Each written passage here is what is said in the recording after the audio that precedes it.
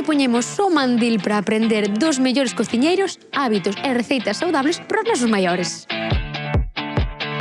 Conchita, vexo que estás moi atenta, tes aí boli, tes papel, estás tomando nota de todo, non? De todo, estou moi interesada. Que é o que máis te está a gustar deste proxecto? A rapidez, porque ocupamos moito tempo na cociña e ahora as persoas maiores tamén queremos ir á piscina, ao gimnasio, pasear. Ricardo, vostede tamén vou aquí a aprender algún truquiño.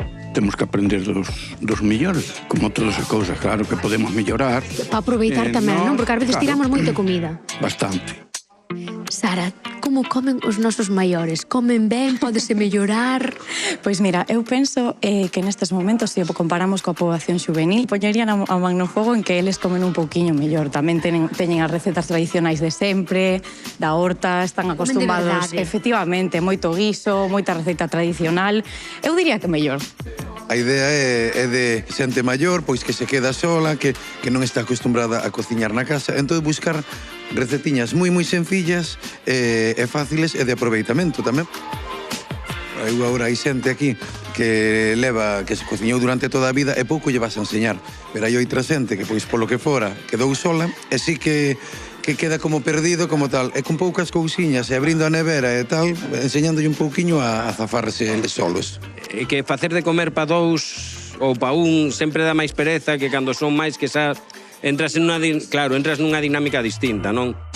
A ver, estás apuntando unha chea de cousas. Que apuntaches? Primeiro o nombre dos cociñeiros, non?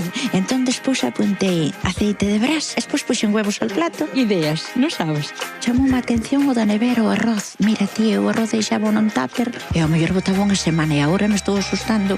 Que mal. Canto dixeron que se podía ter? Un día. Ai, madriña. Pili, que tal estaba o potado? Está buísimo. Leva fabas, botoulle aí 3 ovos, verdad, Marita? Unha pouquiña de albahaca, con un pouco de aceite, dourou un pouquiño allo, despois incorporoulo, está riquísimo, a textura genial. Boa pinta, Gracias. Está triunfando, que está a xente desexando probalo. Verdad?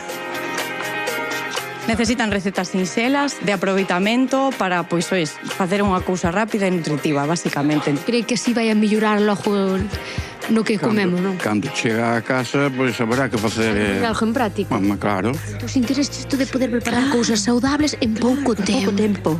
Claro, porque é para aprender a comer mellor, para aproveitar o que temos. Exactamente, que temos produtos da horta que moitas veces desechamos, entonces hai que aproveitar. É a forrar. Apunta.